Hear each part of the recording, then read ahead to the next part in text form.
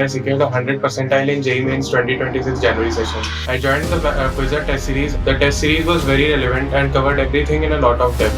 The question quality was also very relevant and close to the JEE Main exam level. इस test series के question बहुत ज़्यादा अच्छे और रेलेवेंट है. The questions in the test series were very relevant. The papers were very relevant. Extremely relevant. Extremely relevant. Very relevant. Really relevant. Very relevant. Very relevant. Relevant. Relevant. Relevant. Relevant.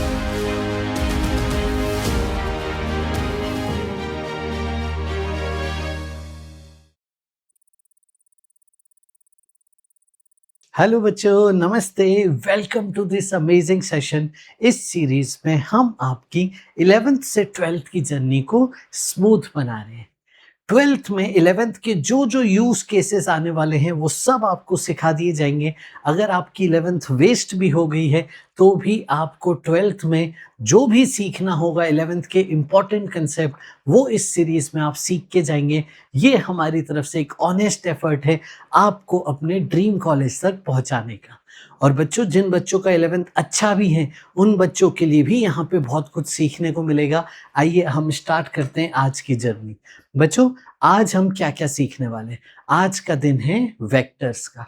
Vector operation सीखेंगे हम इस order में. आप देख सकते हैं इस order में हम वेक्टर के ऑपरेशन सीखेंगे.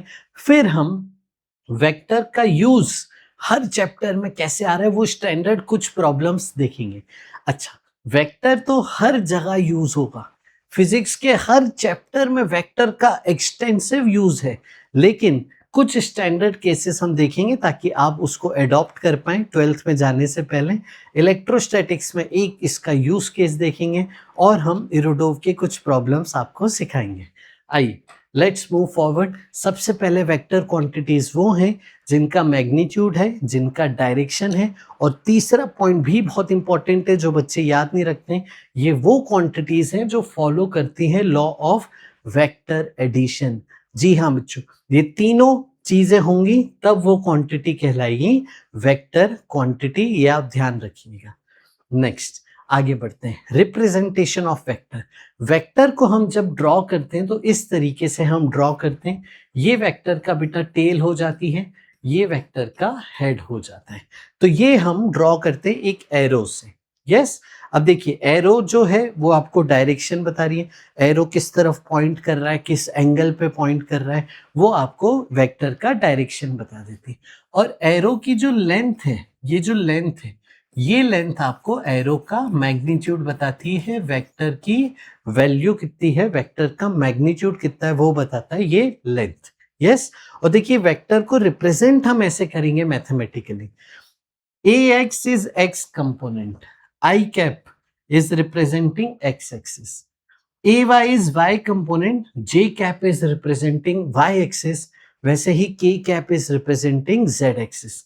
जी हाँ बच्चों, I cap is representing x axis, j cap is representing y axis, k cap is representing z axis. और यहां पे देखिए ये जो टर्म लिखी है आई कैप के साथ, ये आपका x कंपोनेंट है. जो ये y के साथ लिखी है टर्म, इसको आप बोलोगे y component of the vector.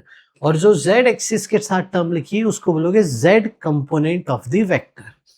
आइए, तो बच्चों जैसे हम एक 2 डायमेंशनल स्पेस में करते हैं, एक 2D वेक्टर है जो सिर्फ xy प्लेन में, जिसमें x कंपोनेंट और y कंपोनेंट है. यहाँ पे देखिए फोर्स का 2i कैप लिखा हुआ है. इसका मतलब क्या है, x डायरेक्शन में फोर्स कितना लग रहा है. x डायरेक्शन का फोर्स हो गया 2 यूनिट, 2 न्यूटन. अगर x कंपोनेंट ऑफ फोर्स बोल दिया जाए तो x कंपोनेंट ऑफ फोर्स भी आप कहोगे 2 न्यूटन. उसी तरीके से यहां से y कंपोनेंट ऑफ फोर्स है 3, मतलब y डायरेक्शन में 3 फोर्स लग रहा है और x डायरेक्शन में 2 फोर्स लग रहा है. एक साथ दोनों फोर्स लग रहे हैं एक ऑब्जेक्ट पे. अगर मैं वेक्टर स्पेस पे कोऑर्डिनेट एक्सिस पे बनाना चाहूं तो x में 2 जाना है, y में 3 जाना है. तो आप इस पोजीशन पे पहुंचिए तो फोर्स को आप ऐसे दिखा रहे होंगे. यस, फोर्स को आप इस तरीके से दिखा रहे होंगे. अब बारी है फोर्स की मैग्नीट्यूड की. तो बच्चे देखो, ये आपकी लेंथ थी 2, ये आपकी लेंथ थी 3, ये एंगल थीटा. तो तो देखिए यहाँ पे पाइथागोरस थ्योरम आप लगा सकते थे।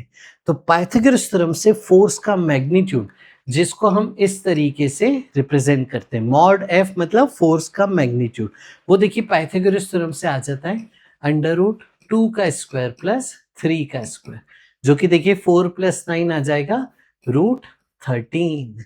तो यहां से अगर 2D वेक्टर है तो उसका मैग्नीट्यूड कितना आएगा, उसके मैग्नीट्यूड का फॉर्मूला आ जाएगा √x² प्लस y²। ये फोर्स का या ये वेक्टर का मैग्नीट्यूड देगा। अब बारी है डायरेक्शन की भी, डायरेक्शन भी याद होना चाहिए। देखिए ये ट्रायंगल में tan थीटा मैं बता सकता हूँ y/x, परपेंडिकुलर अपॉन बेस। तो tan थीटा देखिए क्या हो गया, tan थीटा हो गया y/x। ये दो चीजें आपको ध्यान रखनी। ये हो गया एंगल विथ हॉरिजॉन्टल, यहाँ पे थीटा क्या है बच्चे, एंगल विथ हॉरिजॉन्टल। समझ गए दोस्तों? तो आपको क्या याद रखना है कि फोर्स का मैग्नीट्यूड, यहाँ किसी भी वेक्टर का मैग्नीट्यूड √x² प्लस y² और उसका एंगल tan थीटा y/x, और ये आपका थीटा है एंगल विथ हॉरिजॉन्टल। नेक्स्ट आगे बढ़ते हैं। अगर 3 डायमेंशनल वेक्टर हुआ तो उसको कैसे समझेंगे? मान लीजिए ये आपका सेटअप है, तो x component 2, y component 3, z component 4, मतलब x में चले 2, y में चले 3 और z एक्सिस में बाहर है 4। ठीक है, तो देखिए क्यूबॉइड आप बना सकते हैं, 2, 3 और y में z में आए 4। तो बेसिकली आप कहाँ पहुंच गए बेटा, आप इस पोजीशन पे पहुंच गए। अगर आप यहां से स्टार्ट किए तो 2, 3 और 4 यहाँ पे पहुंच गए, तो ये आप एक वेक्टर ड्रॉ कर सकते हैं 3D वेक्टर को। और इसका मैग्नीट्यूड क्या होगा बेटा, जैसे पिछली बार सिर्फ x और y था, इस बार √x² plus y² plus z² करके आप मैग्नीट्यूड निकाल सकते हैं। तो ये बेटा हो गया आपका 4 + 9 + 16। तो ये देखिए 29 आपका नेट में यहाँ पे मिल गया, इसका मैग्नीट्यूड। समझ गए? ये इस क्यूबॉइड के डायगोनल की लेंथ भी कही जा सकती थी, वो आपको मिल गई। अब इसका एंगल बेटा कैसे देखेंगे, तो आप ध्यान रखिए अच्छे से, नॉमेनक्लेचर देखिए। एंगल विथ x एक्सिस को मैं अल्फा कह रहा हूँ, y के साथ बीटा, z के साथ गामा कह रहे हैं। तो बेटा देखिए यहाँ पे ये याद रखना है आपको, cos अल्फा है x component upon magnitude, x component upon magnitude, ये है x के साथ एंगल। cos बीटा है y component upon magnitude, cos gamma है z कंपोनेंट अपॉन मैग्नीट्यूड। और वेक्टर हमारा कैसे रिप्रेजेंट किया जा रहा है, axi plus ayj plus azk, और मॉड a क्या हो जाएगा बेटा, √ax² plus ay² plus az²। इन तीनों को कहते हैं बच्चों डायरेक्शन कोसाइंस। क्या कहते हैं बेटा इनको, डायरेक्शन कोसाइंस। इनको हम कहते हैं डायरेक्शन कोसाइंस। और ये क्या बताते हैं, x एक्सिस से एंगल, y एक्सिस से एंगल, z एक्सिस से एंगल। अब आप देखो मॉड a की वैल्यू रखोगे ना, और इन तीनों को स्क्वायर करके ऐड कर दो, तो cos² alpha plus cos² beta plus cos² gamma 1 आता है। ये आइडेंटिटी याद रखेंगे। जैसे अगर मैं फोर्स के लिए बात करूं, ये आपका फोर्स का वेक्टर है, तो एग्जांपल फोर्स के लिए जिसके 2i plus 3j plus 4k vector था, इसका x एक्सिस से एंगल पूछें तो cos अल्फा आप बोलोगे 2/√29। यस, cos अल्फा को 2/√29 कहेंगे, और अल्फा फिर आ जाएगा आपका cos इनवर्स 2/√29। इस तरीके से आप किसी भी वेक्टर का x axis, y axis, z axis से एंगल निकाल सकते हैं। और ये आया कैसे सर, ये आगे हम पढ़ेंगे, डॉट प्रोडक्ट का यूज करके ये चीज निकाली जाती है। अभी के लिए आप सबको ये अच्छे से ध्यान होना चाहिए। नेक्स्ट हम पढ़ेंगे यूनिट वेक्टर। यूनिट वेक्टर मतलब ऐसा वेक्टर जिसका मैग्नीट्यूड 1 है। Magnitude of unit vector is 1। Yes, मतलब इसकी जो लाइन सेगमेंट की लेंथ है वो 1 यूनिट होगी। यूनिट वेक्टर, यूनिट मतलब 1, उसकी लेंथ, उसका मैग्नीट्यूड, उसकी वैल्यू 1। अब अगर उसकी वैल्यू 1 है तो ये किस चीज के लिए है, क्या रिप्रेजेंट कर रहा है, तो ये डायरेक्शन बताने के लिए होता है, रिप्रेजेंट्स डायरेक्शन, रिप्रेजेंट्स डायरेक्शन। अब जैसे आई कैप, जे कैप, के कैप, आई कैप, जे कैप, के कैप, ये आई कैप भी तो अपने आप में एक यूनिट वेक्टर है। ये क्या बता रहा है? एक्स डायरेक्शन, जे कैप वाई डायरेक्शन, और वैसे ही जेड एक्सिस का आउट ऑफ द प्लेन बता रहा है के कैप। तो इनका सिग्निफिकेंस क्या है? यूनिट वेक्टर आपको बता रहे होते हैं डायरेक्शन। ठीक है, अब देखिए वेक्टर को रिप्रेजेंट कैसे करेंगे, ये आना चाहिए। वेक्टर को आप लिख सकते हो मैग्नीट्यूड इनटू डायरेक्शन, ऐसे आप सोचो, मैग्नीट्यूड इनटू डायरेक्शन, डायरेक्शन बताने के लिए यूनिट वेक्टर। तो किसी भी वेक्टर को लिखा जा सकता है उसका मैग्नीट्यूड इनटू यूनिट वेक्टर। अब यूनिट वेक्टर कोई बोले निकाल के बताओ, तो यूनिट वेक्टर को ऐसे लिख सकते हो, वेक्टर डिवाइडेड बाय मैग्नीट्यूड। ये ध्यान रखिएगा, unit vector equal to vector divided by magnitude. Unit vector का रिप्रेजेंटेशन होता है किसी भी अल्फाबेट पे टोपी पहना देना, अल्फाबेट पे कैप लगा दो, तो A cap is unit vector along A vector, unit vector along A cap, A का वेक्टर डिवाइडेड बाय ए का मैग्नीट्यूड। इसी वेक्टर को अपने ही मैग्नीट्यूड से डिवाइड करने से यूनिट वेक्टर मिल जाता है। आइए नेक्स्ट, अब जैसे ये एक एग्जांपल है ना, जैसे आपको बोला force of 200 Newton acts along the direction of this vector, find force. आओ इसको स्टेप बाय स्टेप समझते हैं। ये जो है वेक्टर, ये 6i प्लस 8j है, इसको मैं ए वेक्टर कह देता हूं। तो ये यूनिट वेक्टर है क्या? देखो नहीं, इसका मैग्नीट्यूड आप निकालोगे कितना आ रहा है, देखो जल्दी से, 6 का स्क्वायर प्लस 8 का स्क्वायर, 36, 64, 100 रूट 10, तो ये आपका मैग्नीट्यूड 10 है, तो ये यूनिट वेक्टर नहीं हुआ। अगर आपको यूनिट वेक्टर निकालना है तो आप क्या करेंगे, A cap equal to A vector upon mod है, तो ये हो जाएगा 6i प्लस 8j अपॉन में 10, ये आपका यूनिट वेक्टर हो गया। तो एक ए वेक्टर है, इस डायरेक्शन में जो यूनिट वेक्टर है 1 लेंथ का, उसे हम कह रहे हैं ए कैप। समझ गए बच्चे? शाबाश। तो ये representing direction, this term is representing direction along this vector. अब आपको कहा क्या गया है, फोर्स है जिसका मैग्नीट्यूड 200 है, तो फोर्स है जिसका मैग्नीट्यूड 200 है और डायरेक्शन कौन सा होना चाहिए, ये वाला ए कैप वाला। तो हम फोर्स का वेक्टर कैसे लिखेंगे, मैग्नीट्यूड इनटू डायरेक्शन, डायरेक्शन कौन सा, ए कैप। तो देखिए 200 into 6i plus 8j bye 10, इसको सॉल्व करेंगे तो ये जो कह रहा था वो निकाल सकते हैं, 0 से 0 कट गया, देखिए 6 2 जा 12, 120 i कैप प्लस 8 2 जा 16, 160 j कैप। ये फोर्स के रिक्वायर्ड वेक्टर आ गया जिसका मैग्नीट्यूड है 200 और जिसका डायरेक्शन है इसके अलोंग। यहाँ पे मैंने आपको यूनिट वेक्टर भी निकालना सिखा दिया और उसका एप्लीकेशन भी सिखा दिया। एक सवाल से दो तीर, एक तीर से दो निशाने। आ जाओ आगे चलते हैं। अब देखिए type of vectors. Type of vectors क्या है आपका, पैरेलल वेक्टर्स। पैरेलल वेक्टर्स मतलब जिनका डायरेक्शन सेम है।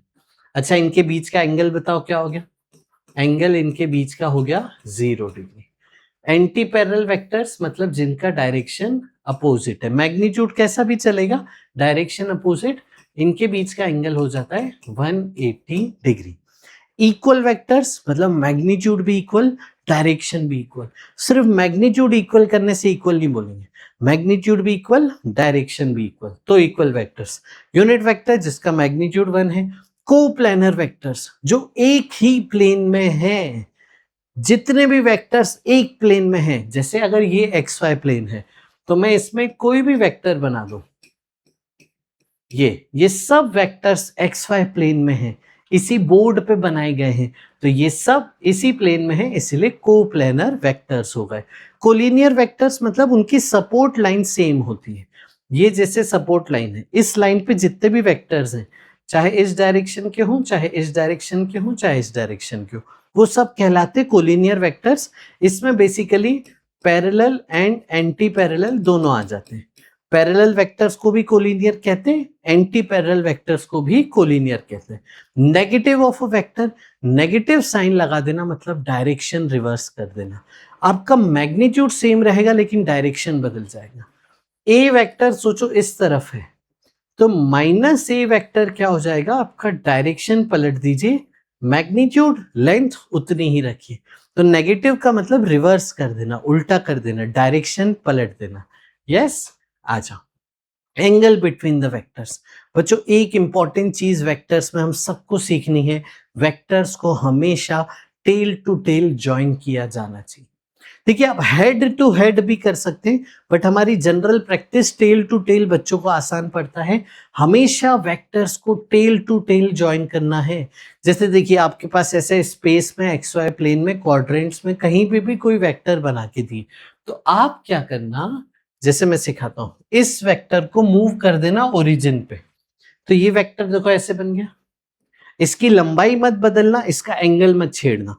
तो एंगल वही रखना है ना, इस एंगल को वही रखना, लंबाई को ही रखना, इसे शिफ्ट करके ओरिजिन से बना सकते हो। वो आपने बना दिया। फिर यहाँ पे दूसरा वेक्टर बना दिया, उसको भी आपने सेम काम किया, इसको आपने खींच के ओरिजिन से बनाना है। एंगल नहीं बदलना है। एंगल कितना हो गया, 30 डिग्री। अब देखिए इनके बीच का इंक्लूडेड एंगल लेना है, शॉर्टेस्ट एंगल लेना है। इनके बीच का देखिए एक बड़ा एंगल होगा, एक छोटा एंगल होगा, आपको हमेशा छोटा एंगल लेना है। तो ये कितना एंगल आ गया, एंगल आ गया इनके बीच का 45 प्लस 30 75 डिग्री।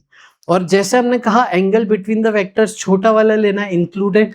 तो एंगल बिटवीन वेक्टर्स हमेशा 180 से छोटा होगा। तो 0 से 180 आपका एंगल बिटवीन वेक्टर्स लाई करता है बेटा। आ जाओ, एडिशन ऑफ वेक्टर्स हम पढ़ रहे हैं। दो वेक्टर्स को ऐड कैसे किया जाए अब उस पे सीखेंगे। ये सबसे ज्यादा यूज होता है रिजल्टेंट निकालना। रिजल्टेंट को हम बोलते हैं, ऐड करके जो वेक्टर बनता है उसे हम कहते हैं फाइनल रिजल्ट, या फिर रिजल्टेंट ऑफ वेक्टर्स, या फिर वेक्टर एडिशन। ठीक है, अब देखिए ट्रायंगल लॉ क्या बोलता है कि रिजल्टेंट को बनाना सिखाता है हमें। देखिए कैसे, पहले वेक्टर को रख दीजिए इस तरीके से, सेकेंड वेक्टर को इसके ऊपर रखिए, सेकेंड वेक्टर को इसके ऊपर रखिए, मतलब जहां पहले वेक्टर का हेड आए वहां दूसरे वेक्टर का टेल आएगा। फर्स्ट वेक्टर खत्म होने के बाद सेकेंड वेक्टर को स्टार्ट कीजिए। तो ये आपने स्टार्ट कर दिया, ये हो गया। तो दो वेक्टर को ऐसे बना दीजिए। तो ये दो वेक्टर ट्रायंगल की दो साइड रिप्रेजेंट कर रहे हैं। तो जो थर्ड साइड होगी वो होगी आपका रिजल्टेंट। ये होता है ट्रायंगल लॉ। अच्छा, तो देखिए थर्ड साइड यहां से यहां तक, ये हो गया आपका रिजल्टेंट वेक्टर। रिजल्टेंट वेक्टर को आप लिख सकते हैं ए वेक्टर प्लस बी वेक्टर। और रिजल्टेंट का डायरेक्शन बोलो तो आप कहां से कहां है, देखो इनिशियल से फाइनल। डायरेक्शन कहां है, इनिशियल से फाइनल। ये देखो इनिशियल से फाइनल, जैसे आप डिस्प्लेसमेंट वेक्टर बनाते थे ना इनिशियल से फाइनल, बस वैसे ही इनिशियल से फाइनल आप यहाँ पे डायरेक्शन दिखा के रिजल्टेंट वेक्टर बनाएंगे। तो ये हो गया आपका ट्रायंगल लॉ। एक और लॉ है जो आपको ड्रॉ करना सिखाता है, वो है पैरेललोग्राम लॉ। यहाँ पे दोनों को टेल टू टेल ज्वाइन करेंगे। याद रखना ट्रायंगल लॉ में आपने दोनों वेक्टर को टेल टू टेल नहीं ज्वाइन किया था, बाकी पूरे वेक्टर्स में आप टेल टू टेल ज्वाइन कीजिएगा। यहाँ पे देखिए टेल टू टेल ज्वाइन, पहले ए को बना दीजिए, फिर बी को देखिए, बी को उठा के यहाँ पे रखिए, टेल से बनाइए, ये रहा। अब पैरेललोग्राम कंप्लीट कीजिए, पैरेललोग्राम कंप्लीट कीजिए। इसके पैरेलल ये, इसके पैरेलल ये, ऐसे पैरेललोग्राम कंप्लीट कीजिए। और फिर आप देखिए क्या करेंगे, फिर ये जो डायगोनल है, जो सेम टेल से बनाया हुआ डायगोनल है, ये डायगोनल रिप्रेजेंट करेगा आपका रिजल्टेंट। इस रिजल्टेंट को कह सकते हैं ए प्लस बी, है ना, डायगोनल ऑफ पैरेललोग्राम। तो आप चाहे ट्रायंगल लॉ से बनाओ, चाहे आप पैरेललोग्राम लॉ से बनाओ, उसकी वैल्यू सेम आएगी, उसका डायरेक्शन सेम आएगा, बस ड्रॉ करने का तरीका अलग अलग है। तो ये हो गया आपका पैरेललोग्राम लॉ। अब इसकी लंबाई कैसे निकालेंगे, तो वो हम देखिए यहाँ पे डिराइव करते हैं, ज्योमेट्री से फॉर्मूला डिराइव करते हैं। वो फॉर्मूला आता है ये, √a² + b² + 2ab cos theta. ये है रिजल्टेंट का मैग्नीट्यूड, मतलब ये जो रिजल्टेंट वेक्टर बना इसकी लेंथ, इसकी लंबाई वो आती है √a² + b² + 2ab cos theta. Theta क्या है बच्चे यहाँ पे, थीटा है angle between a vector and b vector, ये थीटा है। अब आप चाहे r को ऐसे लिख दो, मॉड ऑफ a + b लिखो या मॉड ऑफ r लिखो, ये आपको मिलेगा। ठीक है, ये एरो देखो ऐसे भी बना सकते हो, ऐसे जल्दी में लिखोगे तो भी चलेगा, है ना, आप समझ जाना। आइए अब यहाँ पे देखिए, अब अगर रिजल्टेंट का a वेक्टर के साथ एंगल देखें, देखिए पूरा एंगल तो थीटा था, yes.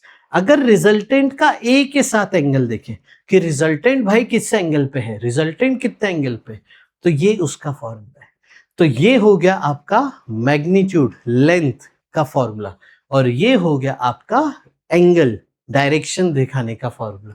tan α = b sin theta upon a + b cos theta.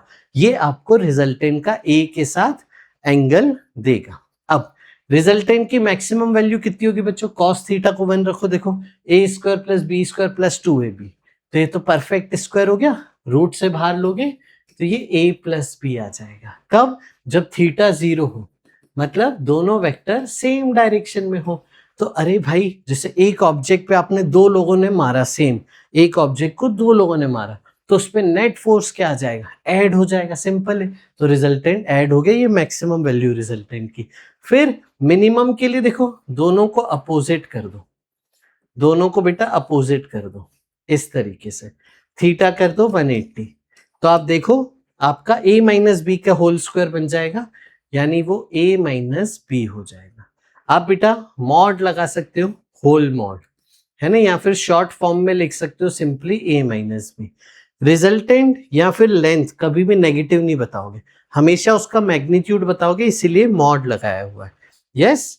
आइए आगे चलते हैं। अब देखिए कुछ स्टैंडर्ड केसेस है रिजल्टेंट के जो ऐसे यूज होते हैं, वो याद होनी चाहिए। अगर दो सेम मैग्नीट्यूड के वेक्टर है, देखिए a लिखा है, दोनों के बीच में एंगल थीटा है, तो resultant a² + a² + 2a cos theta हो जाएगा। फिर देखिए 2a² कॉमन, इसमें हाफ एंगल फॉर्मूला लगाइए, तो ये आपका सेटअप बन जाएगा। रिजल्टेंट का फॉर्मूला आ जाएगा सेम मैग्नीट्यूड वेक्टर्स के लिए 2a cos θ/2। अब रिजल्टेंट ड्रॉ कैसे करेंगे, देखो बच्चे दोनों मैग्नीट्यूड सेम है ना, तो रिजल्टेंट एकदम बीच में होता है, हाफ एंगल पे, एंगल बाइसेक्टर पे, सिमेट्रिक होता है, दोनों से बीच में। अगर दोनों अलग अलग होते तो जो वेक्टर बड़ा होता उसकी तरफ झुका हुआ होता है, तो रिजल्टेंट एकदम बीच में होता है जब दोनों वेक्टर्स सेम हो। अगर कोई वेक्टर बड़ा है, जैसे मान लीजिए एक्स एक्सिस वाला बड़ा है, तो रिजल्टेंट उसकी तरफ झुका हुआ होगा। अगर ये वाला बड़ा है तो रिजल्टेंट उसकी तरफ झुका हुआ होगा। रिजल्टेंट उसकी तरफ झुका हुआ रहेगा जिसका मैग्नीट्यूड ज्यादा है, अगर सेम है तो बीच में रहेगा, ये उसका फॉर्मूला अगर सेम है तो। अब देखिए यहाँ पे 60 डिग्री अगर मैं रखता हूँ तो 2a cos 30 √3/2, रिजल्टेंट बेटा आ जाएगा a√3। 90 डिग्री पे रिजल्टेंट आ जाएगा a√2, 120 डिग्री पे रिजल्टेंट आ जाएगा a, और 180 डिग्री पे अपोजिट हो गए, रिजल्टेंट हो जाएगा 0। अच्छा 0 डिग्री पे सेम होते तो रिजल्टेंट ऐड होके हो जाएगा 2a। ठीक है, ये स्टैंडर्ड केसेस याद रखिएगा, डायरेक्ट आपका टाइम सेविंग होता है। अब अगर दो वेक्टर से ज्यादा हुए तो कैसे जोड़ेंगे, तो आओ सिखाता हूँ। पॉलीगॉन लॉ, ट्रायंगल लॉ को ही हम खींचते जाएंगे, जो ट्रायंगल लॉ ने सिखाया वही करते जाएंगे, तो उसे हम कहेंगे पॉलीगॉन लॉ। यानी क्या सिखाया, देखो पहला वेक्टर बनाओ, दूसरा वेक्टर और तीसरा वेक्टर, इस तरीके से आप बना लीजिए। फिर आप क्या करिए, इनिशियल से फाइनल, इनिशियल से फाइनल, ये आपका दे देगा रिजल्टेंट वेक्टर, और आप इसे लिखेंगे कैसे, r vector equal to a + b + c। समझ गए बच्चे, ये हो गया अपना। अब जैसे मैं आपसे एक सवाल पूछता हूँ, मान लीजिए आप पॉलीगॉन लॉ लगा रहे थे और आप घूम फिर के वहीं आ गए, ए बी सी डी। अगर आप जहां शुरू हुए घूम फिर के वहीं आ गए तो आप याद करो डिस्प्लेसमेंट क्या हो जाता था, 0। वैसे ही इनिशियल और फाइनल एक ही हो गए, तो रिजल्टेंट भी यहाँ 0 हो जाएगा। तो आपका a plus B plus C plus D ये लिखा जाएगा, लेकिन इन सब का वेक्टर एडिशन यानी रिजल्टेंट 0 हो जाएगा अगर जहां शुरुआत की है वहीं पे घूम के आ गए तो। गॉट इट बच्चों? आ जाओ। अब अगर पैरेललोग्राम लॉ से सोचे तो देखो पैरेललोग्राम लॉ तो 2 का ही था, उसको आगे नहीं बढ़ा सकते। तो मैं कैसे सोचूं और तरीका रिजल्टेंट निकालने का। यहाँ पे देखिए बहुत सारे वेक्टर्स एक पॉइंट पे लग रहे हैं, मतलब सोचो एक ऑब्जेक्ट है, उस पे इस तरफ से सब तरफ से फोर्स लग रहा है, तो ये किस तरफ जाएगा आपसे पूछूं, तो ये नेट फोर्स जहां होगा, फाइनल रिजल्ट जहां होगा, फाइनल रिजल्टेंट फोर्स जहां होगा उस तरफ जाएगा। निकाले कैसे? तो एक तरीका आपको सिखा रहे हैं जिसमें हम कंपोनेंट लेना पहले सीखेंगे, फिर सबके कंपोनेंट लेके हम रिजल्टेंट निकालेंगे। आइए गाइस, तो पहले हम सीखेंगे रिजोल्यूशन ऑफ वेक्टर्स, वेक्टर को कंपोनेंट में तोड़ना। इसका मतलब क्या हुआ, जैसे एक फोर्स है एंगल थीटा पे लग रहा है बच्चों, फोर्स है एंगल थीटा पे लग रहा है, ये फोर्स एक्स में भी इफेक्ट दे रहा है, वाई में भी इफेक्ट दे रहा है। देखिए एक ऑब्जेक्ट पे ऐसे फोर्स लगाएंगे तो वो एक्स में भी डिस्प्लेस होगा, वाई में भी डिस्प्लेस होगा और यहां पहुंच जाएगा, है ना। उसका एक्स कोऑर्डिनेट भी बदल रहा है, वाई कोऑर्डिनेट भी बदल रहा है, मतलब बेसिकली ये फोर्स का कुछ इफेक्ट एक्स में भी है और कुछ इफेक्ट वाई में भी है। जी हाँ बच्चे, तो वो इफेक्ट कितना है, वो वैल्यू कितनी है। इस डायग्राम में पूछूं एक्स में फोर्स कितना है, तो उसे हम कहते हैं x component of the force, उसे हम कहते हैं एक्स कंपोनेंट। निकालेंगे कैसे? हम बेटा ट्रायंगल बनाते हैं, है ना, cos theta sine theta use करते हैं। Cos theta base upon hypotenuse, hypotenuse force है और ये बेस जो है वो एक्स कंपोनेंट आ गया और परपेंडिकुलर जो है वो वाई कंपोनेंट आ गया, क्योंकि वाई डायरेक्शन में। तो बेटा आंसर आपका आता है X component F cos theta, Y component F sine theta. Simple. इसको याद कैसे रखना है, जिस एक्सिस के साथ थीटा एंगल बन रहा है उस एक्सिस पे कंपोनेंट कॉस थीटा वाला आएगा। जैसे कहने का चाहते हो सर, आओ बताएं। जैसे मान लीजिए ये एक फोर्स है और ये एंगल अल्फा है, तो अब मेरे को इन दोनों एक्सिस पे कंपोनेंट लेना है।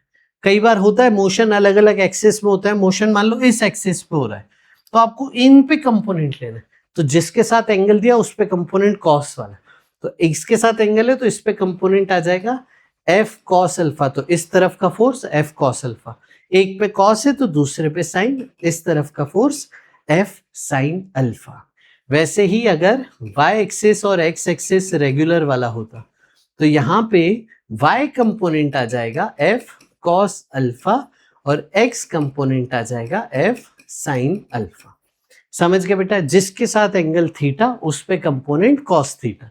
अब इस वेक्टर को लिखेंगे कैसे मैथमेटिकली, आई कैप जे कैप में। इसको देखो फोर्स का वेक्टर कैसे लिखेंगे, तो एक्स कंपोनेंट आई कैप तो एफ कॉस थीटा आई कैप प्लस वाई कंपोनेंट जे कैप तो एफ साइन थीटा जे कैप।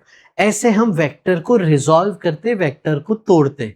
अगर वेक्टर बेटा इस तरफ होता इस क्वाड्रेंट में तो x नेगेटिव लेते, y पॉजिटिव। अगर थर्ड क्वाड्रेंट में होता तो दोनों x और y नेगेटिव।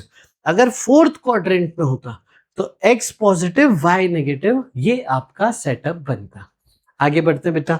अब मान लीजिए कि आपके पास एक ऑब्जेक्ट पे बहुत सारे फोर्सेस लग रहे हैं, तो आपकी एक तरीका ये होता है रिजल्टेंट निकालने का कि सबके कंपोनेंट्स ले लो। जैसे यहाँ पे 1 2 3 4 5, 1 2 का कंपोनेंट आ जाएगा कुछ थीटा एंगल मान लो तो 2 कॉस थीटा, यस।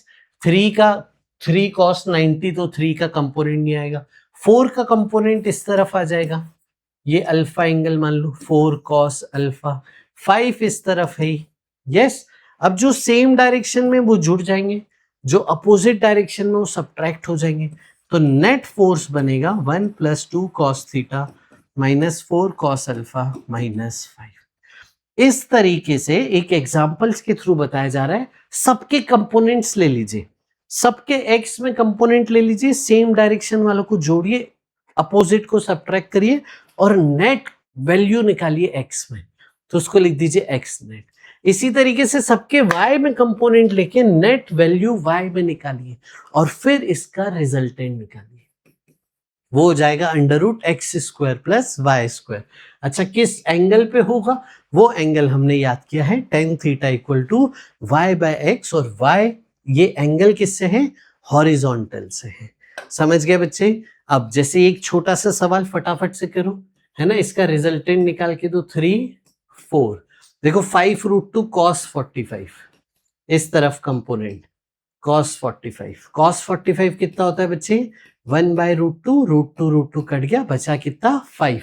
तो इस तरफ आ गया बेटा 5, और नीचे भी आप देखोगे 5√2 sin 45, सेम सेटअप, तो ये वैल्यू आ जाएगी 5। अब देखिए ऊपर नीचे का नेट किधर बचा? 1, x में नेट इधर बचा 2। तो अब रिजल्टेंट लिखेंगे कैसे? रिजल्टेंट को आप लिख सकते हो -2i cap -1j cap. Magnitude of resultant आप लिख सकते हो √x² + y², जो कि आ जाएगा √5।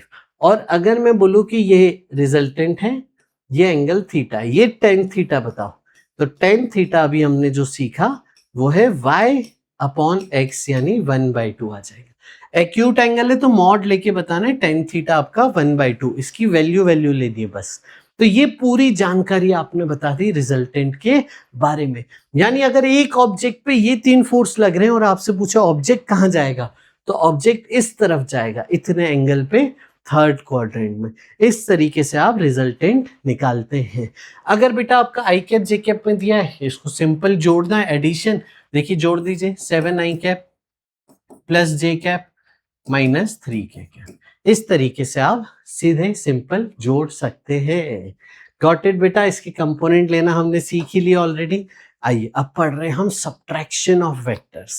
सब्ट्रैक्शन ऑफ वेक्टर्स बेटा a - b, इसका जो मैग्नीट्यूड आता है उसमें बस माइनस साइन आ जाता है, तो √a² + b² -2ab cos theta, ये सब्ट्रैक्शन का मैग्नीट्यूड है। इसे ड्रॉ कैसे करते देखो बेटा, इसको ड्रॉ करने की देखो मस्त ट्रिक है। आप a - b को इस तरीके से लिख सकते हो, a + -b, तो ये बेसिकली है एडिशन हो गया है किस किस के बीच का? a vector and -b vector का, इन दोनों का एडिशन है, यानी इन दोनों का रिजल्टेंट है, यानी इन दोनों में पैरेललोग्राम लॉ लगाया जा सकता है। तो इसको आप ऐसे लिख दो, a + -b, मतलब इसको रिवर्स करके लिख दीजिए ये बात। अब इसमें आप लगा दीजिए पैरेललोग्राम लॉ, a और -b को आपने टेल टू टेल ज्वाइन किया, पैरेललोग्राम कंप्लीट किया, तो ये जो आएगा ये देगा आपको सब्ट्रैक्शन ऑफ वेक्टर्स का डायरेक्शन, और इसकी मैग्नीट्यूड, इसकी लंबाई इस फॉर्मूले से आती है। ये हो गया आपका सब्ट्रैक्शन ऑफ वेक्टर्स। अब आते हैं डॉट प्रोडक्ट और स्केलर प्रोडक्ट में। मल्टीप्लिकेशन ऑफ वेक्टर्स की बात करेंगे। डॉट प्रोडक्ट क्या है बेटा? a.b = mod a mod b cos theta. जब हम दो वेक्टर्स को डॉट लगा के मल्टीप्लाई करते हैं तो जो आंसर आता है वो आंसर स्केलर आता है, नंबर आता है, चाहे पॉजिटिव हो चाहे नेगेटिव हो चाहे 0, एक नंबर आता है इस तरीके से मल्टीप्लाई करने से, इसीलिए उसे कहते हैं स्केलर प्रोडक्ट, क्योंकि number is a scalar quantity. तो ये आपका डॉट प्रोडक्ट का बच्चे फॉर्मूला है। मॉड ए मतलब a का मैग्नीट्यूड, मॉड b मतलब b का मैग्नीट्यूड। कॉस थीटा में थीटा क्या है? दोनों वेक्टर के बीच का एंगल। शाबाश। अब देखिए ये पॉजिटिव कब होगा? देखिए मैग्नीट्यूड तो पॉजिटिव है, कॉस थीटा जब पॉजिटिव होगा यानी एक्यूट एंगल पे, एक्यूट एंगल पे डॉट प्रोडक्ट की वैल्यू पॉजिटिव। ऑब्ट्यूस एंगल पे कॉस थीटा नेगेटिव होता है, तो नेगेटिव वैल्यू डॉट प्रोडक्ट की जब थीटा इज ऑब्ट्यूस, और 90 डिग्री पे 0, यानी जब दो वेक्टर्स परपेंडिकुलर होते हैं तो डॉट प्रोडक्ट 0 होता है। ये बहुत इंपॉर्टेंट है। डॉट प्रोडक्ट 0 मतलब वेक्टर्स परपेंडिकुलर, दो वेक्टर परपेंडिकुलर है मतलब उनका डॉट प्रोडक्ट 0 कर दो। काफी बार जब आपको प्रूफ करना हो कि इनके बीच का एंगल क्या है, 90 डिग्री है या नहीं, परपेंडिकुलर है या नहीं, तो हम हमेशा डॉट प्रोडक्ट लेते हैं। तो ये बहुत फ्रीक्वेंटली यूज करेंगे पूरे फिजिक्स में। आइए, तो ए बी है ना, तो अब देखिए हुआ क्या, आपने मल्टीप्लाई किस किस को किया वो समझते हैं। बी के कंपोनेंट ले लीजिए, बी कॉस थीटा और ऊपर बी साइन थीटा, और ए इस तरफ है। यानी इफेक्टिवली आप ये सोचो, डॉट प्रोडक्ट में सेम डायरेक्शन वालों को मल्टीप्लाई करते हैं। ए और B cos theta same direction वालों को मल्टीप्लाई करते हैं। परपेंडिकुलर वाले के साथ डॉट प्रोडक्ट नहीं होता है, 0 होता है। तो अब देखिए, ए आई डॉट जे करूंगा अगर, तो ये परपेंडिकुलर होगा, एक्स और वाई 0, उसी तरीके से ये भी 0, उसी तरीके से ये भी 0, परपेंडिकुलर वेक्टर्स का डॉट प्रोडक्ट 0। तो आई का डॉट प्रोडक्ट सिर्फ आई के साथ होगा, सेम डायरेक्शन वाला, जे का जे के साथ, के का के साथ। आई की वैल्यू कितनी है 1, मैग्नीट्यूड 1 है ना, यूनिट वेक्टर 1। तो इसको देखो रखो पे, मॉड आई कॉस 0, दोनों के बीच में एंगल, तो 1 1 1 इंटू इंटू इंटू 1, तो I dot I 1, J dot J 1, के डॉट के 1। तो आई का आई के साथ ही मल्टीप्लाई होगा, और आई डॉट आई बेटा 1 है, आई का जे और के साथ 0 है। जैसे ये मल्टीप्लिकेशन करना है आपको, दो वेक्टर दिए, बोला इनका डॉट प्रोडक्ट बताइए, तो आई का किसी और के साथ नहीं करना, आई का आई के साथ, जे का जे के साथ, के का के साथ। तो इन दोनों को मल्टीप्लाई करो, बचेगा ए एक्स बी एक्स, इन दोनों को मल्टीप्लाई करो ए वाई बी वाई, इन दोनों को मल्टीप्लाई करो ए जेड बी जेड। जैसे एग्जांपल, इनको मल्टीप्लाई करना है डॉट प्रोडक्ट से, तो आई का आई के साथ 6, 3 इंटू -1 -3, -1 इंटू -2 +2 हो जाएगा। तो 6 - 3 3, 3 + 2 5, डॉट प्रोडक्ट की इनकी वैल्यू आ गई 5। समझ गए बच्चों? चलो जल्दी से, अब आप यूज कैसे कर सकते हो डॉट प्रोडक्ट को, दो वेक्टर के बीच में एंगल निकालना है अगर, तो आप ये यूज कर सकते हैं। कैसे? देखिए, a dot B equal to mod A mod B cos theta, dot product अलग से निकालिए, मॉड ए मॉड बी अलग से कीजिए, यहां रखिए, मल्टीप्लाई कीजिए और कॉस थीटा निकाल लीजिए। इस तरीके से दो वेक्टर के बीच का एंगल निकाला जा सकता है। जैसे मैं इसी केस का एग्जांपल ले लेता हूं, a dot B equal to mod A mod B cos theta. a dot B कितना आ गया 5, मॉड ए कितना है देखिए 4 और 9 और 1 10 √14, ये मॉड ए। मॉड बी कितना है देखिए 9 1 10 और 4, ये भी √14 इंटू कॉस थीटा। तो कॉस थीटा कितना आ गया देखो 5/14, थीटा आ गया कॉस इनवर्स 5/14। ये हो गया एंगल बिटवीन दो वेक्टर्स। ऐसे किसी भी दो वेक्टर्स के बीच का एंगल डॉट प्रोडक्ट की मदद से निकाला जा सकता है। फिर आते हैं यही चीज जो मैं सिखा रहा था कि सेम डायरेक्शन वालों को ही मल्टीप्लाई करना है। तो a into B cos theta देखो लिख दिया, और b कॉस थीटा को क्या लिखा है ध्यान से पढ़िए, component of b along a। Yes बच्चे आ जाओ। अब देखो कई बार क्या होता है, ये आपसे पूछते हैं कि component of b along a बताओ, तो आपको 3D में वेक्टर दिया जाता है आई कैप जे कैप के कैप में, और आपसे पूछते हैं b का कंपोनेंट a पे बताइए, तो वो बेसिकली b कॉस थीटा है। तो अभी हमने सीखा a डॉट बी होता है ए बी कॉस थीटा, उसको a से डिवाइड कर दो।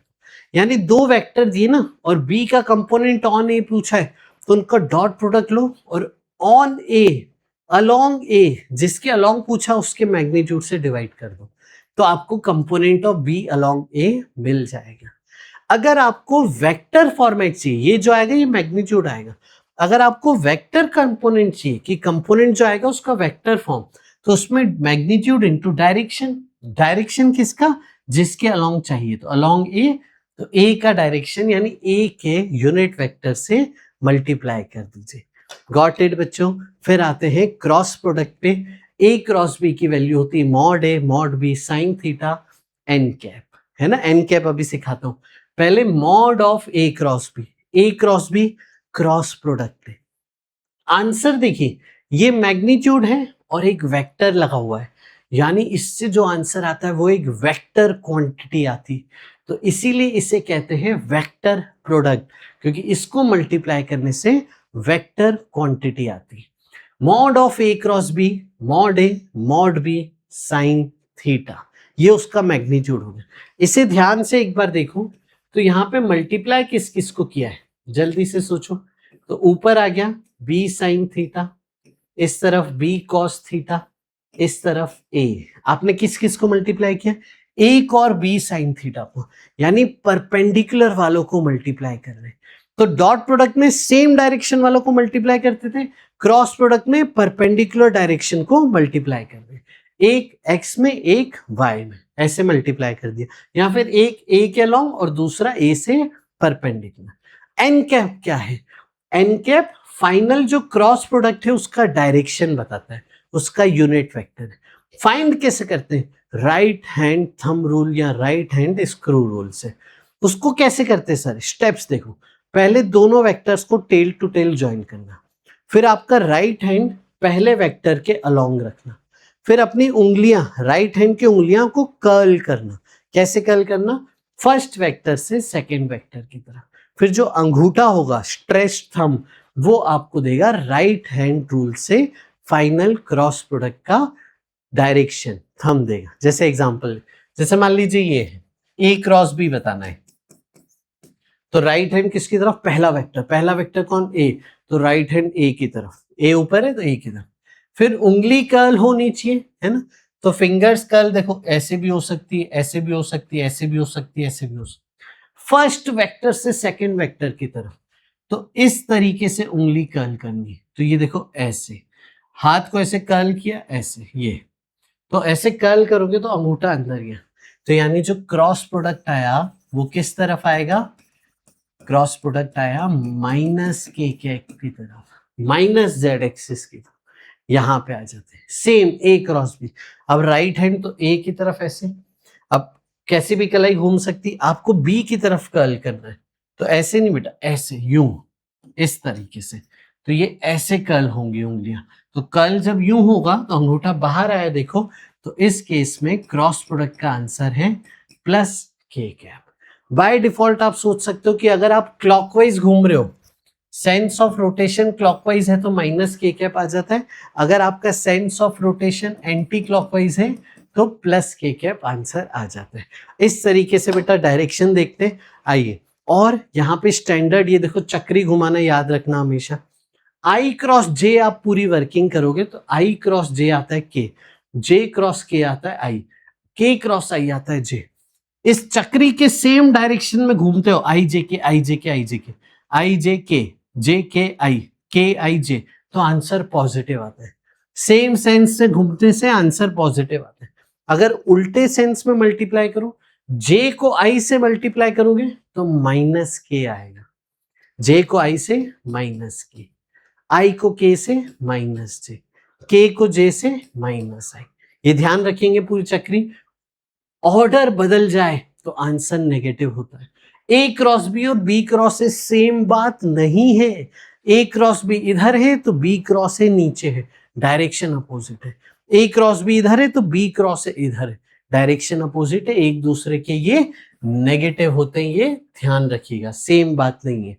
आ जाइए, फिर ए क्रॉस बी अगर सी है क्रॉस प्रोडक्ट, तो सी की प्रॉपर्टी है कि सी जो आता है वो ए से परपेंडिकुलर आता है, सी जो आता है वो बी से भी परपेंडिकुलर आता है, और सी जो आता है वो ए और बी के पूरे प्लेन से परपेंडिकुलर आता है। मतलब देखो यहां पे, ये देखिए, सीखिए यहां पे ए और बी एक्स वाई प्लेन में, लेकिन जो क्रॉस प्रोडक्ट आया है वो अंदर जेड एक्सिस पे है, यानी इस पूरे बोर्ड से परपेंडिकुलर आया आपका क्रॉस प्रोडक्ट। यस, ये आप प्रॉपर्टी बेसिक ध्यान रखिएगा। और परपेंडिकुलर है मतलब क्या सीखा था अभी, डॉट प्रोडक्ट जीरो, यानी C dot A zero, C dot B zero. अब यहां पे आ जाते हैं, पूरे प्लेन से ही परपेंडिकुलर है। अब देखिए, अगर ए और बी पैरेलल हो गए तो, या एंटी पैरेलल हो गए तो यहां पे क्या था, साइन थीटा, साइन थीटा 0 हो जाएगा, 0 डिग्री 180 डिग्री पे, तो आपका क्रॉस प्रोडक्ट 0 वेक्टर बन जाएगा। अगर आपका ऐसे वेक्टर हो तो इसको डिटर्मिनेंट तरीके से सॉल्व किया जा सकता है। कैसे? देखो, ए क्रॉस बी को आप देखिए आई जे के बना दीजिए डिटर्मिनेंट। पहली रो में पहले वेक्टर के कोफिशिएंट्स लिखिए, दूसरी रो में दूसरे वेक्टर के कोफिशिएंट्स लिखिए, इस डिटर्मिनेंट को सॉल्व कीजिए, जो आंसर आएगा वो आपका क्रॉस प्रोडक्ट का आंसर होगा।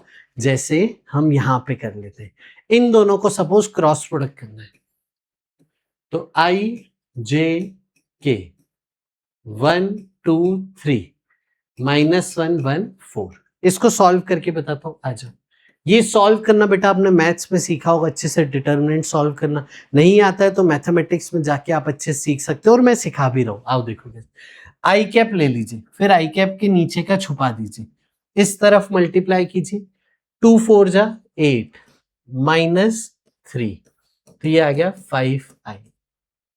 फिर हम जे लेते हैं, तो जब जे लेते हैं तो माइनस साइन के साथ लेते हैं, फिर जे लिया तो ये छुपा दीजिए, जे के नीचे वाले छुपा दीजिए, तो 1 × 4 4 -1 × 3 तो -3, देखिए क्या हो गया ये -7j। फिर k लेंगे तो फिर से प्लस k के नीचे वाले छुपा दो, 1 × 1 1 -2, तो माइनस माइनस प्लस हो गया, देखिए हो गया +3k। तो इनका क्रॉस प्रोडक्ट आपको मिलेगा 5i - 7j +3k। Got it बच्चे, समझ गए? तो ये था आपका वेक्टर का फटाफट से सारी चीजों का रिवीजन, जो चाहिए वो सिखा दिया गया। देखिए काइनेमेटिक्स में कैसे सीख सकते हैं हम। काइनेमेटिक्स में डिस्प्लेसमेंट वेक्टर कैलकुलेशन ही होती है वेक्टर का डिफरेंस, पोजीशन वेक्टर्स का डिफरेंस। जैसे देखिए आप ए कोऑर्डिनेट है, ए से बी चले गए, तो अब बताइए डिस्प्लेसमेंट का वेक्टर कैसे निकालेंगे? तो हम लिखते हैं फाइनल का पोजीशन वेक्टर माइनस इनिशियल का position vector. Final position vector देखिए 2i + 1j + 1k minus initial का 0i + 1j + 2k।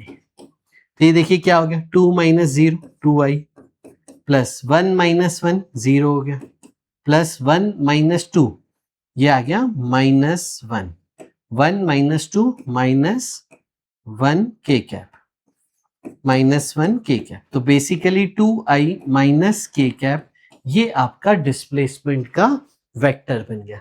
अब डिस्प्लेसमेंट का मैग्नीट्यूड बताएं तो √x² + y² + z² करके इसका मैग्नीट्यूड बना सकते हैं, और इसका x axis, y axis, z axis से डायरेक्शन भी बता सकते हैं, डायरेक्शन कोसाइंस के थ्रू।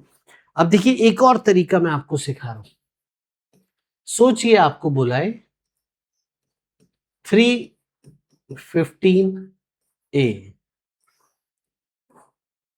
4b75, आपको बोला है आप ए से बी गए हैं, ए से बी गए हैं, ए की पोजीशन है 3 मीटर दूर 15 डिग्री पे, बी का पोजीशन वेक्टर है 4 मीटर का 75 डिग्री पे। आपसे पूछा जब ए से बी जाओगे तो डिस्प्लेसमेंट वेक्टर कितना होगा? तो देखिए मैं आपको सिखा रहा हूं, एस वेक्टर ये रहा। मान लीजिए आपसे डिस्प्लेसमेंट का मैग्नीट्यूड ही पूछ लो बस, तो मैग्नीट्यूड निकालने के लिए देखिए कितना बढ़िया तरीका है। आप ना इसका सब्ट्रैक्शन ऑफ वेक्टर्स का फॉर्मूला यूज कीजिए।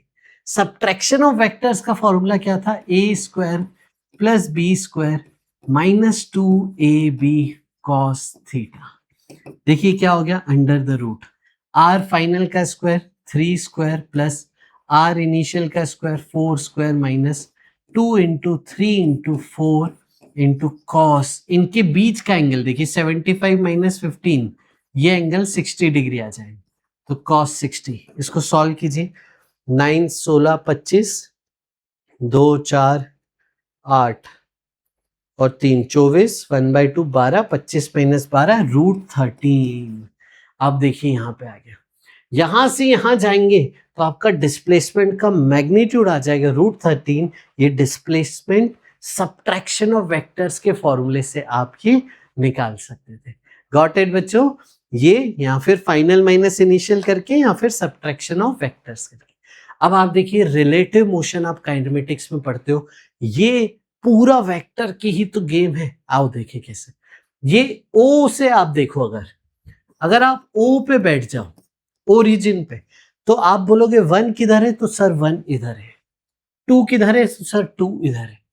अगर मैं आपको बोलूं 1 के रिस्पेक्ट में 2 को देखो, ऑब्जर्वर 1 को बना लो, ऑब्जर्व 2 विथ रिस्पेक्ट टू 1।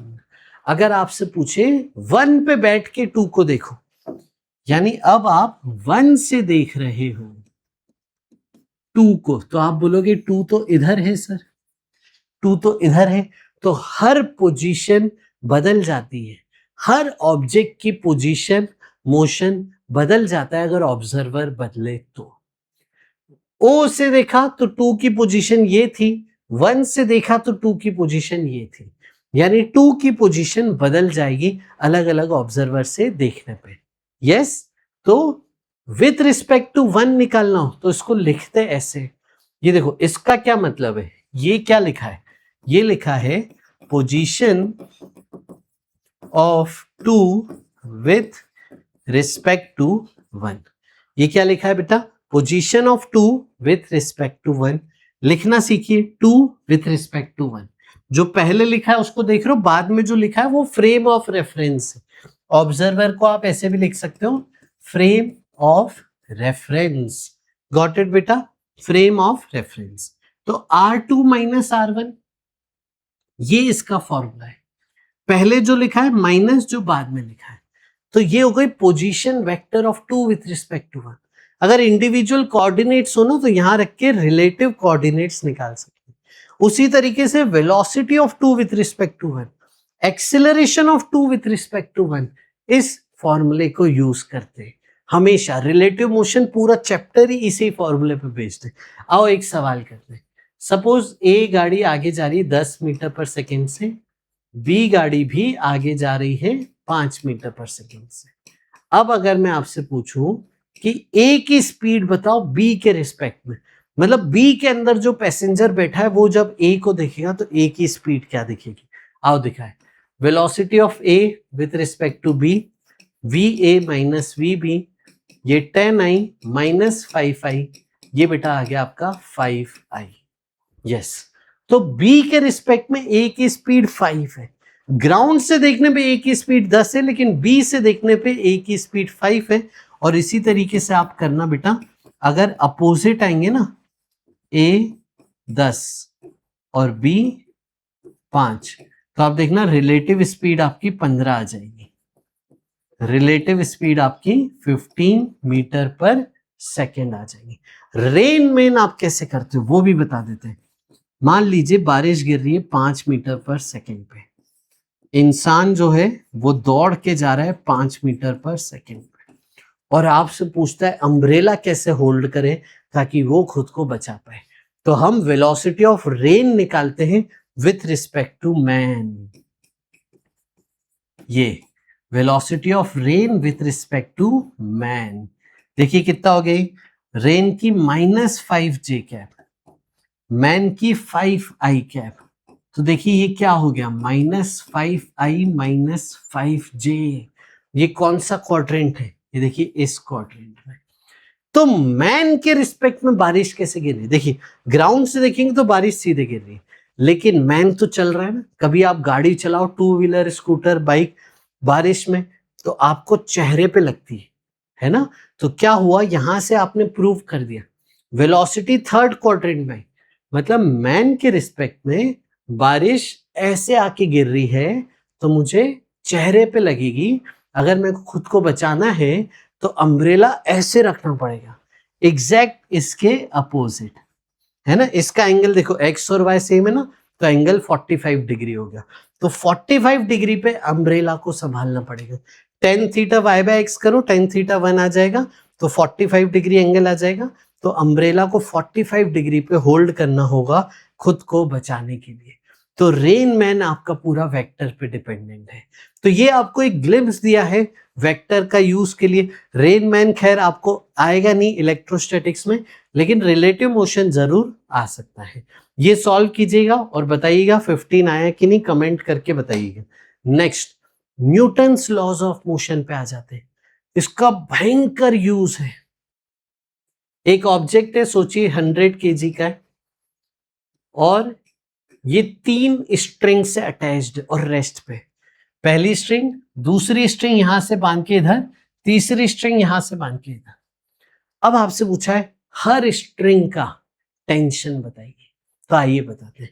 ये पॉइंट का एफपीडी देखिए, इस पे टेंशन किधर लग रहे हैं? एक बी की रस्सी का टेंशन इस तरफ, रस्सी का फोर्स यानी टेंशन। ए की रस्सी का टेंशन इस तरफ, रस्सी का फोर्स यानी टेंशन। सी की रस्सी का टेंशन यानी इस तरफ, और ए की रस्सी बेटा हर जगह से 45 डिग्री एंगल बना रही है। अब ध्यान से सुनिए, एम का एफबीडी बनाएंगे तो एम जी नीचे लग रहा है, कितना? एम जी कितना हो जाएगा? एम इंटू जी, है ना, और ऊपर है टेंशन ऑफ सी, तो देखिए टेंशन ऑफ सी आ गया 1000, है ना। तो आपने फोर्सेस बैलेंस किए। इक्विलिब्रियम में बोलते हैं नेट फोर्स जीरो। इक्विलिब्रियम में सारे फोर्सेस बैलेंस करने पड़ते हैं। इक्विलिब्रियम मतलब जो रिजल्टेंट आएगा वो जीरो होगा। Resultant of all forces zero. जैसे यहां पे देखिए, अब आप इसके कंपोनेंट लीजिए, तो इस तरफ आ गया टी ए cos 45, ऊपर आ गया टी ए sin 45, इस तरफ है टी बी, और नीचे आपका आ चुका है 1000। तो अब आप बाकी टेंशन भी निकाल सकते थे, ऊपर नीचे को बैलेंस कर दीजिए। क्या मिलेगा? T A sin 45 equal to 1000, तो टी ए बेटा आ गया आपका 1000√2। यस, ये ए का टेंशन आ गया। और बी के टेंशन के लिए इन दोनों को बराबर करो, चलो जल्दी से। बी का टेंशन हो जाएगा टी ए cos 45, इसकी वैल्यू वहां रख दीजिए, तो टेंशन बी आ गया आपका 1000। तो ये देखो, आप इक्विलिब्रियम के सवाल एनएलएम में बहुत आते हैं। एफबीडी बनाते हैं और कंपोनेंट लेके फोर्सेस बैलेंस करते हैं, या फिर रिजल्टेंट जीरो करते हैं। और अगर मूवमेंट है तो फिर नेट फोर्स निकाल के equal to mass into acceleration करते हैं। तो न्यूटन्स लॉज ऑफ मोशन में बहुत एक्सटेंसिवली आपका वेक्टर्स यूज हो जाता, इलेक्ट्रोस्टैटिक्स में भी यूज होने वाला है। आगे बढ़ाते, वर्क एनर्जी पावर में इसका भी देखिए आप कैसा यूज है। वर्क डन का फॉर्मूला ही है force dot displacement, force dot displacement, dot product. जैसे मान लीजिए ये फोर्स है, ये डिस्प्लेसमेंट है, इनका डॉट प्रोडक्ट बताइए क्या आएगा? वर्क डन क्या होगा? Force dot S. बच्चों को याद होता है फोर्स इनटू डिस्प्लेसमेंट, बच्चे भूल जाते हैं ये है force dot product of displacement. Dot product है, तो देखिए आई का आई से जे, जे का जे से -1, के का के से -4, कितना हो गया? 2 - 5, ये हो गया -3। तो इस फोर्स का इस डिस्प्लेसमेंट के लिए वर्क डन कितना होगा? -3। समझ गए बेटा? ऐसे ही पावर भी जब आप लेते हैं ना, तो पावर भी डिफरेंशिएट करते, तो इंस्टेंटेनियस पावर होता है फोर्स और वेलोसिटी का डॉट प्रोडक्ट। डॉट प्रोडक्ट बड़ा यूज होता है वर्क निकालने के लिए। अब हम आते, मोमेंटम का चेंज निकालने का बहुत एप्लीकेशन है। Conservation of momentum centre of mass chapter में चेंज इन मोमेंटम निकालने का बड़ा एप्लीकेशन। आओ समझिएगा, इसे कहते हैं बच्चे impulse, change in momentum, final minus initial, ये चेंज इन मोमेंटम है। देखो बेटा, ये सब्ट्रैक्शन ऑफ वेक्टर्स है, सब्ट्रैक्शन ऑफ वेक्टर्स का एप्लीकेशन यहां आ जाता है। और मोमेंटम आपको ऐसे लिखते हो m इंटू बी, ठीक है। अब देखो, जैसे ये सवाल है, एक बॉल आई जमीन पे टकराई v स्पीड से, इलास्टिक कोलिजन में एनर्जी, काइनेटिक एनर्जी का लॉस नहीं होता है, तो सेम स्पीड से ऊपर चलेगी। अब मैं अगर आप यहां से पूछूं चेंज इन वेलोसिटी बताओ, या फिर मैं पूछूं चेंज इन मोमेंटम बताओ, तो काफी बच्चे यहाँ पे 0 जवाब दे देते हैं। अरे आप 12th में जाते हो, आपसे बहुत बार ऐसे सवाल आते हैं और आप 0 करके आ जाते हो। बच्चों ये ब्लंडर मिस्टेक हो जाती है। वेक्टर क्वांटिटी है, डायरेक्शन देखना है, प्लस माइनस आई जे देखना है और फिर सबट्रैक्ट करना है। देखो कैसे, फाइनल कितना है M V J cap minus initial कितना है माइनस जे कैप में। ऊपर का डायरेक्शन बेटा आपका प्लस जे कैप है, नीचे का माइनस जे कैप है ना, तो आपको ये दिखाना पड़ेगा ना माइनस जे कैप नेगेटिव में, minus M V J cap. देखिए माइनस माइनस क्या हो गया प्लस, यानी 2 एम वी जे कैप। ये आपका आ गया चेंज इन मोमेंटम। इस केस में करें, बॉल को किसी एंगल पे फेंका है, इलास्टिक कोलिजन है, कोई फ्रिक्शन नहीं है, तो सेम एंगल पे वापस चले जाएंगे। तो आप देखिए लाइट जाती थी ना, जैसे incident angle reflected angle same वैसा है ये। तो यहां चेंज इन मोमेंटम बताइए। देखिए अगर मैं यहाँ पे कंपोनेंट लूं, कंपोनेंट देखिए कमाल की चीज है, y से एंगल थीटा है तो y पे जो कंपोनेंट है वो cos थीटा वाला है, तो x के साथ हो जाएगा sin थीटा। ये इनिशियल। फाइनल देखिए y के साथ थीटा है तो y पे cos थीटा और x के साथ हो जाएगा mv sin थीटा। अब आप चेंज इन मोमेंटम निकालना चाहते हैं। आप देखिए x में तो कोई चेंज ही नहीं है, तो x का माइनस करोगे तो 0 आ जाएगा। y में देखिए डायरेक्शन बदल गया, जब भी डायरेक्शन बदल जाता है तो मोमेंटम का चेंज डबल होता है। तो डायरेक्शन बदल गया तो मोमेंटम का चेंज हो गया 2mv cos theta j cap.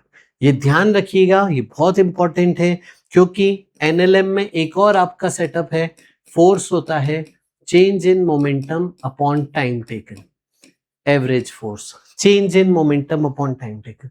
यहाँ पे मैं टाइम दे दूं कि 1 सेकंड के लिए कांटेक्ट में था, फोर्स बताओ, तो change in momentum upon time 1 second से फोर्स आएगा। तो ये ध्यान रखना, चेंज इन मोमेंटम निकालना बहुत इंपॉर्टेंट स्टेप है। देखिए एक और सवाल, आप मान लीजिए यूनिफॉर्म सर्कुलर मोशन में चल रहे थे, आपकी ऑब्जेक्ट पहले v स्पीड से यहां पे थी, फिर वो थीटा एंगल से टर्न होके यहां पे आ गई, स्पीड आपकी सेम थी। अब यहां पे चेंज इन मोमेंटम बताइए। आओ बताते हैं। इनिशियल मोमेंटम ऐसा है, फाइनल मोमेंटम ऐसा है। बच्चे जितने एंगल से रेडियस घूमता है ना, याद रखना, जितना एंगल से रेडियस घूमता है उतने ही एंगल से टेंजेंट घूमेगा, जितने एंगल से रेडियस घूमेगा उतने ही एंगल से वेलोसिटी घूमेगी, जितना आर्क एंगल होगा उतना ही एंगल ऑफ डिफ्लेक्शन डेविएशन होगा। तो ये एंगल थीटा हो गया। अब आपको क्या चाहिए, चेंज इन मोमेंटम चाहिए। मान लीजिए अगर मैं इसका मैग्नीट्यूड आपसे डिमांड कर रहा हूं, ऑप्शन देख के समझ में आ जाता है, ऑप्शन में सिर्फ नंबर है, वैल्यू है, तो मैग्नीट्यूड चाहिए। तो मैग्नीट्यूड अगर मैं डिमांड कर रहा हूं तो ये सब्ट्रैक्शन ऑफ वेक्टर्स हो गया ना बच्चे, तो p फाइनल का स्क्वायर प्लस p इनिशियल का square minus 2p final p initial cos theta. ये देखिए क्या बन गया, क्या बन गया, देखिए यहां से mv था ना मोमेंटम का मैग्नीट्यूड, तो mv का स्क्वायर प्लस mv का square minus 2mv cos theta. mv का स्क्वायर बाहर ले लीजिए तो mv आ जाएगा, रूट में ये देखिए जोड़ के 2 माइनस 2 cos थीटा, तो यहाँ पे देखिए 2 कॉमन ले लीजिए, 1 minus cos theta, 1 minus cos theta का हाफ एंगल फॉर्मूला लगाइए, यह आ जाएगा 2 साइन स्क्वायर थीटा बाई 2। बच्चे ये फॉर्मूला ध्यान होना चाहिए, 1 माइनस cos थीटा को लिख सकते हैं 2 sine square theta by 2। Mathematics, trigonometry, half angle formula very important. देखिए 2 2 जा 4, रूट से बाहर आएगा 2 और साइन स्क्वायर बाहर आएगा साइन, तो 2mv साइन थीटा बाई 2। ये आ गया change in momentum uniform circular motion में थीटा एंगल की आर्क कवर करने के बाद। समझ गए बच्चों? तो ये आपको ध्यान रखना है। आइए आगे चलते हैं। अब देखिए नेक्स्ट आगे बढ़ते हैं, रोटेशनल मोशन में भी एक सवाल देख लेते हैं। वेक्टर का बहुत यूज है। सारे जो मेन रोटेशनल मोशन की क्वांटिटीज हैं, जैसे टॉर्क, सबसे इंपॉर्टेंट टॉर्क, तो टॉर्क का फॉर्मूला ही क्रॉस प्रोडक्ट में है, R cross F. Angular momentum, angular momentum का फॉर्मूला ही आर क्रॉस एम वी है। एम वी मोमेंटम है, इसे आप आर क्रॉस मोमेंटम लिख सकते हैं। ये देखिए लीनियर वेलोसिटी और एंगुलर वेलोसिटी का v equal to omega cross R, ये आपको ध्यान रखना है पूरा अच्छे से। देखिए एक सवाल है, 1, 2, 3 पॉइंट पे एक फोर्स लग रहा था, उसका ये वेक्टर दिया था। आपसे पूछा है टॉर्क बताइए ओरिजिन के अबाउट, तो आप क्या करेंगे, टॉर्क का formula R cross F, determinant बनाइए आई जे के। आई देखिए क्या आ रहा है 1, 2, 3, फोर्स क्या आ रहा है -1, 1, 4। यस, तो देखिए आपका सॉल्व कीजिए, आई कैप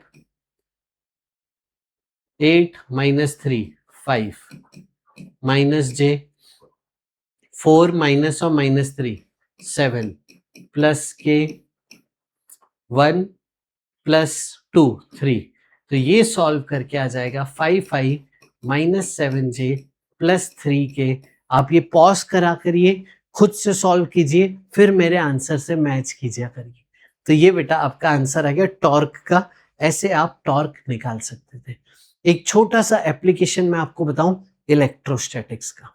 इलेक्ट्रोस्टैटिक्स में देखो चार्जेस के बीच के फोर्स की बात होगी।